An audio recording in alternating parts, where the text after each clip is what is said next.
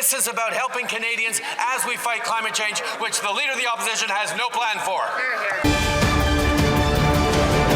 Prime Minister paused the paying of the carbon tax for only some people.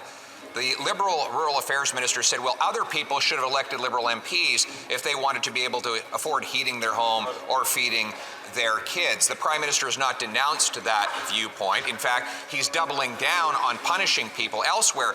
But Liberal MPs in Sudbury, Thunder Bay, North Bay, Sault Ste. Marie, they have starving constituents who are worried about the heat going out as well. Will they have a free vote on my motion to keep the heat on and take the tax off for everyone this Monday? The Right Honourable Prime Minister. Mr. Speaker, as a government, we're phasing out the use of coal because it's dirty and bad for the environment. We're now moving on phasing out home heating oil because it's dirtier, more expensive, and is disproportionately relied upon by lower-income Canadians who don't have other choices. Over 500,000 Ontarians, Mr. Speaker, heat their homes with home heating oil. This program and this approach will not just give them a break, but in working with the Government of Ontario, will deliver heat pumps for Canadians right across the country. I invite Saskatchewan to work with us as well. We need to get Canadians off home heating oil. That's what we're going to do. The Honourable Leader of the Opposition. With an answer like that, he's clearly not worth the cost, and he didn't answer the question as to whether or not his MPs would have a free vote, which begs the question whether his NDP MPs will get a free vote. This Saskatchewan NDP has just voted to endorse my motion to give equal tax-free heat for all Canadians. That is the position of the NDP in BC, Manitoba, and Alberta as well.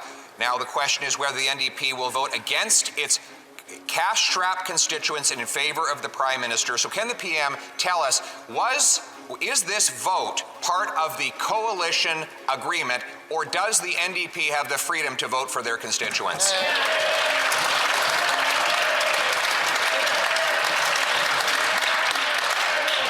The Right Honourable Prime Minister. Mr. Speaker, the Leader of the Opposition wants to talk about places across the country. Let's talk about them. 20,000 Saskatchewanians heat their homes with home heating oil. 50,000 Albertans and about 100,000 British Columbians, Mr. Speaker. That is dirty, it is more polluting, and it is more expensive, particularly for the predominantly lower-income families that rely on this. That's why we're moving forward to replace them with heat pumps, working with the provinces to deliver free heat pumps for lower-income families so that they can save money and fight pollution at the same time. This is about helping Canadians as we fight climate change, which the Leader of the Opposition has no plan for.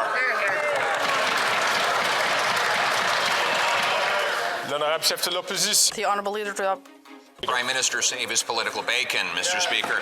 And we know that because he's now admitted that his carbon tax is not worth the cost of oil for some people in some regions. My motion simply says that all Canadians get the same break. After all, a Canadian is a Canadian is a Canadian. Yesterday, the Prime Minister indicated that he wants to have a carbon tax election on his plan to quadruple the tax to 61 cents a litre on heat, gas, and groceries. So will he confirm whether or not he considers my motion to keep the heat on and take the tax off a confidence vote? The Right Honourable Prime Minister. Mr. Speaker, home heating oil is dirtier, more expensive, and more relied on by lower-income Canadians across the country. 1.3 million households across this country rely on home heating oil. That's why we're working with the provinces that want to replace them for free with heat pumps. That's what this is about. Now, Mr. Speaker, the Leader of the Opposition is making a serious mistake if he thinks that Canadians are not concerned about the environment, or that Canadians don't know that protecting the environment does go hand in hand with creating good jobs and prosperity for them across the country. That is a conversation I look forward to continuing to have over the next 2 years with Canadians.